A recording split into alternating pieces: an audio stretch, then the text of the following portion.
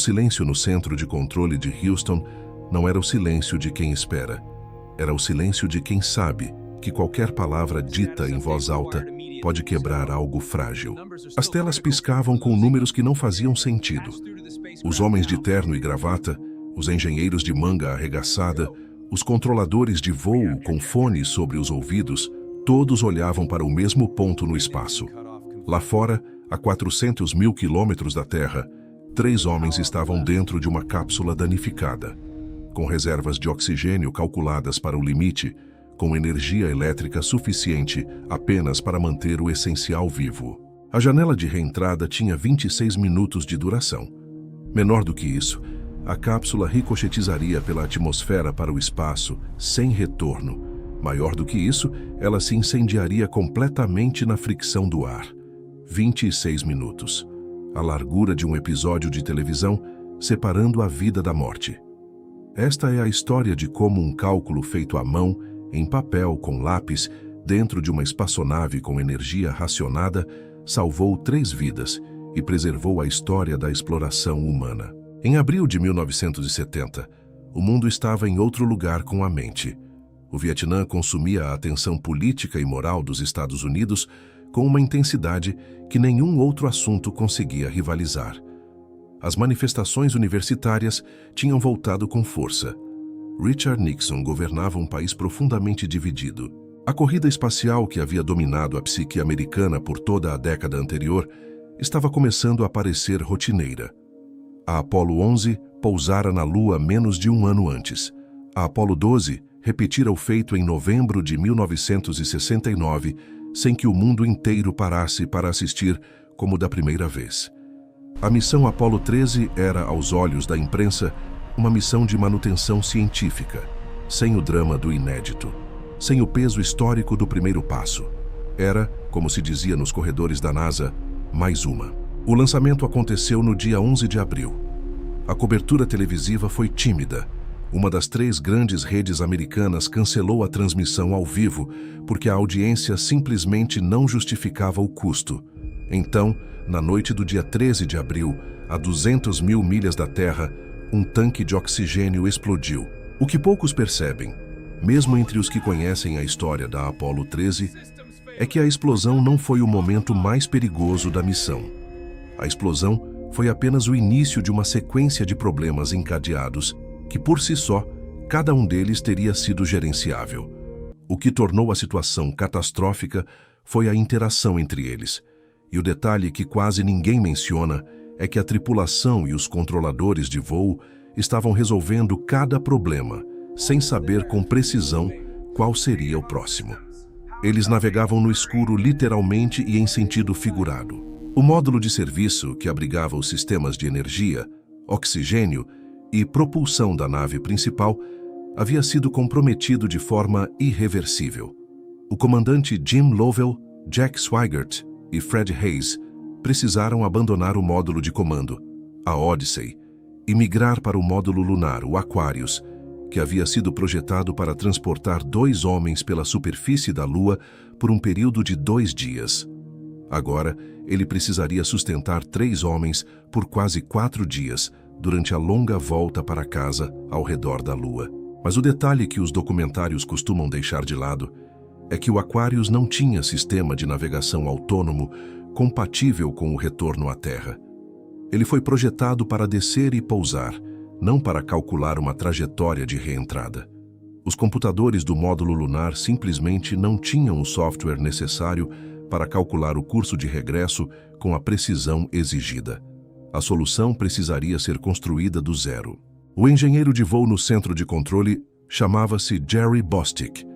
Junto com uma equipe de calculistas e engenheiros, ele começou a trabalhar em algo que não tinha precedente, uma sequência de manobras de queima de motor que usaria a gravidade lunar como catapulta, e depois uma série de correções mínimas de trajetória, conservando o máximo de combustível possível para a queima final de desorbitação. Tudo isso com energia elétrica suficiente apenas para manter os instrumentos essenciais funcionando. A bordo, Jim Lovell, um homem que havia voado ao redor da Lua antes, na missão Apollo 8, começou a fazer algo que parecia impossível de se imaginar em 1970 no contexto de uma missão espacial. Ele começou a calcular a posição da nave, usando estrelas de referência e o horizonte terrestre como instrumentos de navegação. Manual, com papel, com lápis, como um navegador do século XVIII sobre o Atlântico, exceto que o oceano aqui era o espaço.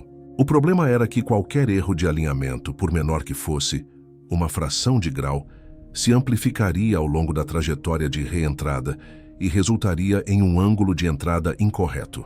E o ângulo de entrada não tinha margem para improviso. A janela aceitável de reentrada na atmosfera terrestre era de aproximadamente 2 graus. 2 graus entre o ricochete para o vácuo eterno e a incineração completa.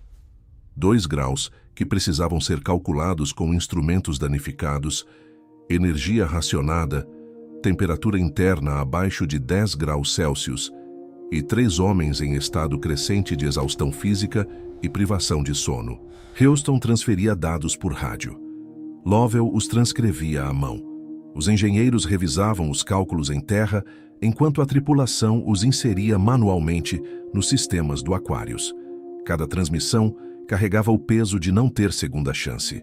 A queima de retorno ao redor da Lua foi executada às 20h40 do dia 14 de abril. O motor do Aquarius disparou por 4 minutos e 23 segundos, em silêncio total em Houston. A queima foi perfeita, a trajetória estava correta, mas o trabalho não tinha terminado. Tinha acabado de entrar na sua fase mais delicada. À medida que a Apollo 13 se aproximava da Terra, a tripulação precisaria retornar ao módulo de comando Odyssey, que havia ficado sem energia por 3 dias e havia sido exposto ao frio extremo do espaço. Ninguém sabia com certeza se os sistemas elétricos voltariam à vida. Ninguém havia testado isso. O procedimento de reativação de um módulo de comando que havia sido desligado dessa forma simplesmente não existia nos manuais. Uma equipe de engenheiros na Grumman e na North American Rockwell trabalhou durante a noite inteira para criar esse procedimento do zero e transmiti-lo à tripulação em tempo real, com a Terra crescendo visível pela janela. O que teria acontecido se a queima tivesse sido calculada com um desvio de 2 graus para cima? A Odyssey teria batido na atmosfera em um ângulo raso demais. A cápsula teria saltado sobre o ar como uma pedra sobre a água. Com zero possibilidade de uma segunda tentativa, com combustível exaurido e sem propulsão disponível, ela teria continuado em uma trajetória elíptica ao redor da Terra, uma órbita que decairia lentamente ao longo de semanas, talvez meses, até a reentrada final espontânea e não controlada. Nenhum resgate era tecnicamente concebível. 2 graus na direção oposta teriam significado uma entrada muito íngreme, um aquecimento aerodinâmico além da capacidade do escudo térmico, desintegração em questão de segundos. A missão Apollo 13 não tinha margem, tinha apenas precisão. O módulo de comando Odyssey pousou no Oceano Pacífico no dia 17 de abril de 1970, às 18h07, horário de Brasília. Os 3 homens estavam vivos, o escudo térmico havia resistido, os paraquedas abriram. A operação de resgate os recolheu do oceano em condição física debilitada, mas inteiros. O que ficou para a história foi o drama. O que ficou nos registros técnicos foi algo mais silencioso e, de certa forma, mais impressionante. Uma série de cálculos feitos à mão por um homem em uma espaçonave danificada, verificados por uma equipe em terra com folhas de papel e calculadoras mecânicas, que resultaram em um ângulo de reentrada dentro da janela aceitável, com uma margem de erro menor do que 1/10 de grau. Não foi sorte. Foi método. Foi disciplina. Foi a capacidade de continuar pensando com clareza quando o ambiente ao redor exige o oposto. Existem momentos na história que nos lembram que a sobrevivência raramente depende de heroísmo no sentido espetacular da palavra. Ela depende, na maioria das vezes, de homens que continuam fazendo contas quando tudo indica que as contas não vão fechar. A Apollo 13 não chegou à Lua, mas chegou em casa. E isso, naqueles 26 minutos de reentrada, era tudo o que precisava significar.